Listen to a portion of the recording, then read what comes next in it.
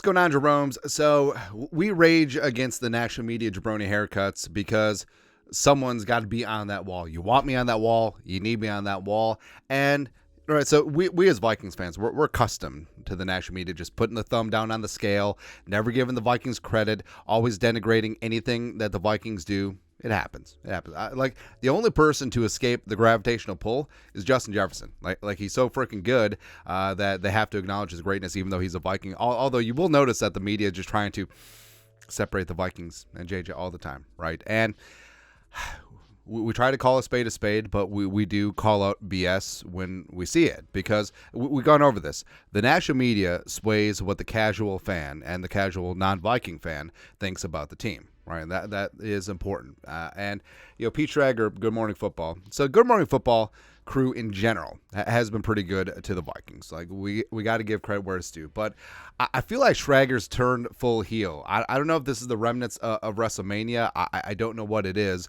But he released his mock draft 1.0, and the Vikings don't trade up. The Giants trade up for McCarthy. Quarterbacks go 1, 2, 3, 4, which certainly is possible. But the Vikings stick and pick and take Terry Arnold, which I would love and adore. Terry Arnold is a massive stud. And then just Bo Nix. Okay. Awesome. Great. And then Schrager was on DP, was on the Dan Patrick show. Dan Patrick also does not understand J.J. McCarthy, which... back in my day, the Michigan quarterbacks were like Art Schlichter. No, he was Ohio State. Also, didn't he get booted for gambling? Like, wasn't he Jonte Porter before Jonte Porter?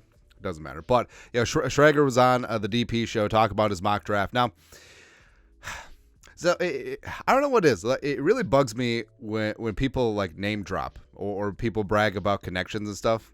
I don't know what it is. Like, so we hear things and stuff, but I mean, we're not comfortable enough like relaying things, because also, number one, we're not a reporter.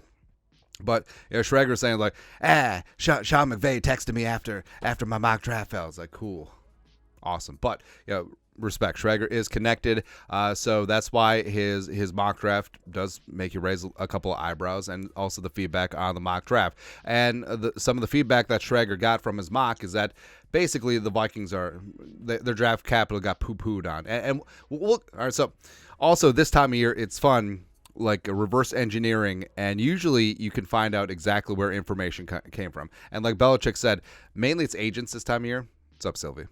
Sylvie's mad too. But this is what Schrager said about the Vikings draft capital.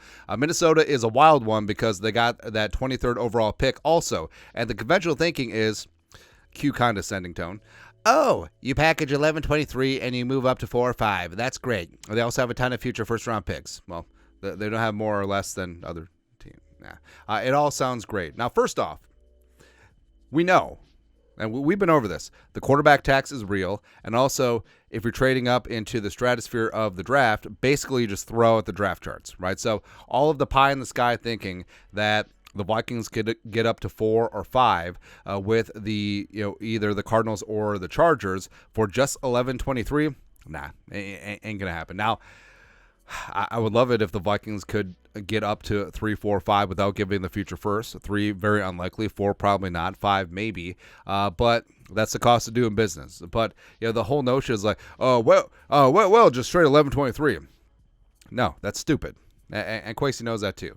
But if you're Arizona or the Chargers and you're looking to move back, going all the way back to 11 probably crosses you off. Guys like Marvin Harrison Jr. and Rome Odunze and Malik Neighbors gets you out of that contention. However, the Giants at 6, you can move back 2 spots. If you can move back and still get one of the top receivers in this draft, if not your favorite receiver in this draft. So I wonder where this feedback is coming from. Now, Schrager with his mock draft, like he put in the mock trade of the Cardinals moving back, the Giants moving up for J.J. McCarthy, Vikings SOL, they settled for Terry Arnold, which I would be fine with, and then they definitely settled for Bo Nix later. Now, this is like the full-on sales pitch from Schrager, and in his mock, the Giants move up for giving up 6 as well as a third rounder and future second.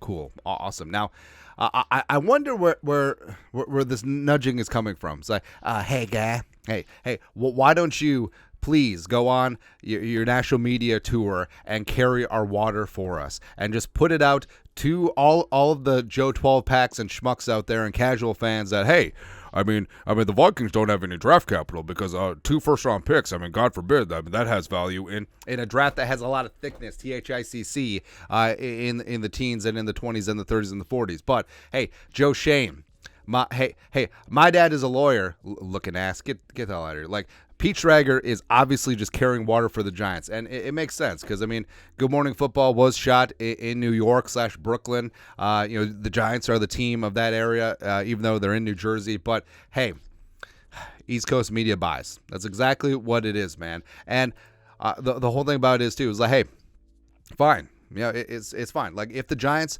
want to make the move up for McCarthy, if he is indeed the quarterback that's left remaining, and quarterbacks go 1, 2, 3, whether it's Williams, May, Daniels, Williams, Daniel, May, whatever, that's fine. Hey, guess what? We can stick and pick and take Penix. We can stick and pick and take Bo Nix. We can do all that stuff, man. It's okay. But the whole thing about it too is like, the Cardinals aren't dummies. Like they fully understand. It's like, hey, we can move down to 6 and still get our choice of Harrison Jr. or Odunze or Neighbors. And especially we could get our number 1 choice if the Chargers indeed go offensive line, which, even though the Chargers basically got rid of their entire wide receiver room, certainly could go offensive line because that's the way that Jim Harbaugh wants to play ball. But hey, it's okay. We'll just pick up the 3rd and the 2nd as opposed to picking up 3 first-round picks, including 2 this year, which the immediacy of the value, that has a lot more weight than future picks, because future picks you can't use now, as well as future picks are highly variant. You don't know where the pick is going to be, as well as, I mean, it is a bit of a gamble. I mean, you could be the Bears that end up with the number 1 overall pick because the Panthers are bootay. Also, did you see that Tepper uses analytics to criticize his coach's play calling? That's going to work out. But yeah, the Cardinals aren't dummies. Like, they understand that if they drop down to 11, they may miss out on the big 3 receivers. But guess what? They pick up that extra first rounder that has a ton of value. And if you're Arizona specifically, you have 11, 23, and 27 in a draft that the thickness of the quality and caliber of player is right in there. And yeah, guess what? Maybe you don't get Harrison, Odunze, or Neighbors. But guess what? At 23, 27, maybe get Ladd McConkey or Troy Franklin, or maybe BTJ falls. And also you get a sweet player at 11 as well. So, I mean, the whole thing about poo-pooing about is like, well, you know, you could just move down 2 spots. Yes, but they only pick up a 3rd and a future 2nd, which they don't get to spend this year. And guess what? If the Vikings do indeed move up, they may have to give up that future 1st or maybe a future 3rd. So that has a lot of value. But you know what? Like, Monty Ossenfort, he's not a dummy. Elliott Wolf of the Patriots, not a dummy. The Chargers with Harbaugh and their new GM, not dummies, right? It's perfectly fine. Like, but it's just so dumb, and it's just so disgusting when the national media just completely carries the water for East Coast biased legacy teams like the Giants. But it's okay. It's perfectly fine. We'll just roll with what we got. And hey, guess what? If we don't trade up, that's fine. Stick and pick. 11-23 still has a ton of value, just like we said, in the thick THACC of this draft. And I trust Kwesi. I trust Kevin O'Connell. I trust Josh McCown, who got the hell out of Carolina, which is great, versus the games and shenanigans that certain teams want to play. And hey, I understand, like, Joe Shane's desperate. They hitched their wagons to Daniel frickin' Jones, and now they need a makeup call. And guess what? The whole thing about it is J.J. McCarthy needs to sit. Drake May needs to sit. Jaden Daniels probably would benefit from sitting, except he's going to Washington, right? So the Giants are going to bring in a quarterback who needs competency around him. And Daboll is great, don't get me wrong, but the offensive line is a mess. Running game is a mess. Defense is a mess. Receivers, guess what? If you take quarterback up high, as well as if you give away your 3rd-round pick and future 2nd, guess what? You're going to miss out on the receiver. All right, so now basically you're going to have J.J. McCarthy thrown to Darius Slayton.